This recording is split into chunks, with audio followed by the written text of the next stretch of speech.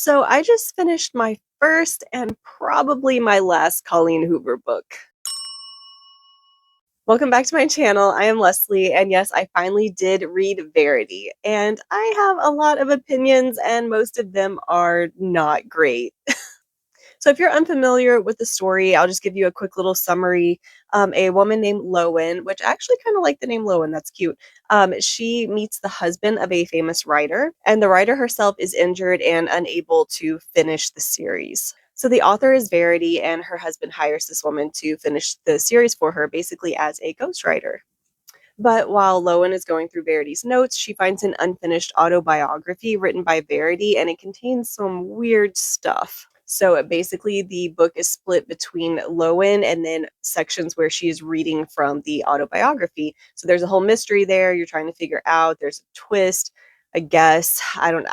Honestly, I did not particularly care for the ending. I thought the whole thing was just pretty meh. But I'll get into my notes and some more specifics in case this is something you may be interested in reading, which I mean, you can do what you want. I know. I cannot hide how I feel about this book. I really did not like it. I had honestly been putting off reading any Colleen Hoover at all, but the thing that made me want to read this is that a lot of people compared it to Frida McFadden's The Wife Upstairs, and I really liked that book. So I thought I'd give this one a shot, and Colleen Hoover's just not for me. So I have a ton of notes here. Basically, in the opening scene, the main character Lowen sees a man die. So these I wouldn't consider these spoilers because all this happens in literally the first chapter. So the main character sees a man die. He's hit by a car, but the opening scene I thought was oddly boring for having something like that happen because you don't know who anyone is. You don't know how this is impactful to her personally. I really don't like it when authors try to throw something big and shocking in the first chapter, but because you have no connection to anyone, it doesn't really make any kind of impact on you. I'm kind of just like, I mean, yeah, that sucks. That's weird that she saw that, but like, why do I care? So there are actually a lot of big, like shocking things, I guess you could say, that happen in chapter one. So Lowen meets Jeremy, who is the husband of Verity, and so the man, he reveals that his 8-year-old was found dead. The main character reveals that her mom just died. And I'm like, what is going on? Because these people literally just met with that guy who was hit by a car. Like, how you just met and you're just completely trauma dumping on each other. And I found that very off putting. So from the first chapter, I was just like, I honestly did not want to read it, but I was so curious about Colleen Hoover that I just stuck with it because I was kind of the same with Frida McFadden, where I didn't think I would like her as much as I did, and I kind of put off reading her. So from that experience, I thought I would give it a shot. So the first few chapters, everything just feels kind of disconnected and random, and it isn't until she gets to their house that the story really starts to move. I did make a note that 25% in, I was still bored, but I see how the twist may be coming and how it can compare to The Wife Upstairs. And then after that, I wrote, I hate this book. I would give it up, but I want to be able to write a full review.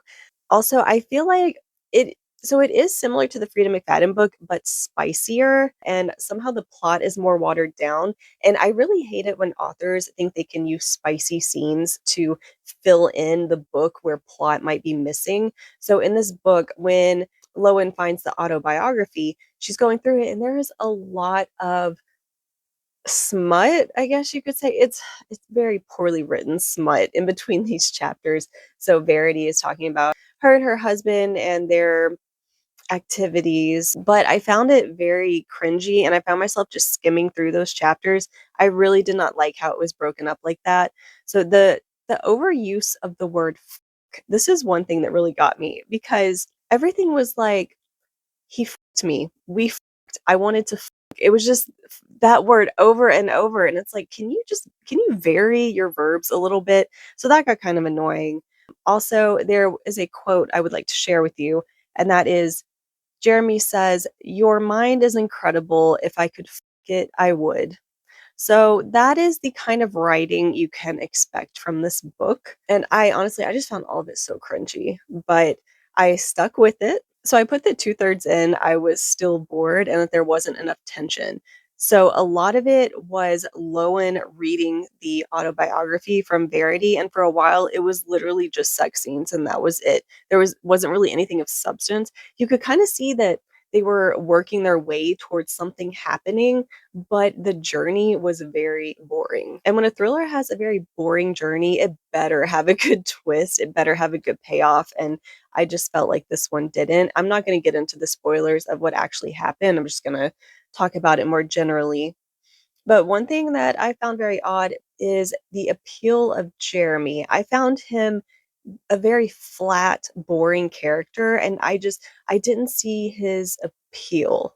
And that was a big part of this book where he was a very desirable and appealing man, and I just outside of him being a good dad, which is a great trait to have, it's one of the things I love about my husband, but that alone and even that in the book, she tended to tell you he was a good dad more than show you. I mean, I guess there was a little bit of showing, but overall, I just felt he was such a flat character. I wrote that the writing was very juvenile, which you can probably understand from the quote that I mentioned earlier. And the last 10 to 15% of the book, the pacing did pick up surprisingly. So there was a point where stuff was getting revealed that I found more pretty compelling. It was pretty quick to get through that because it was probably the most interesting part of the book was where they were starting to reveal things. But that was pretty short-lived because the big reveal itself was actually weirdly boring. I don't know what it was. I just everything about this book, the writing just felt so shallow, and I don't know if it's because I'm used to Frida's books and I really enjoy her a lot, but it everything just yeah, it felt very, very shallow, very flat.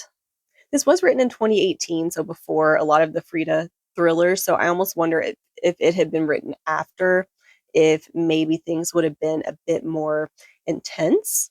But I do think this book walked so that Frida could run, I guess. So I guess there's that. Another thing too, I don't think the man who got hit by the car at the beginning, I don't think that came up again. And like I mentioned, I don't really see the impact of that on the story. I really think she just put it there to be something shocking to get your attention in the beginning. And I mean, that's really most of it without getting into spoilers. So, like I said, the ending was pretty meh. I didn't really care for it. I won't say I necessarily hated it. It was just meh. It was just underwhelming.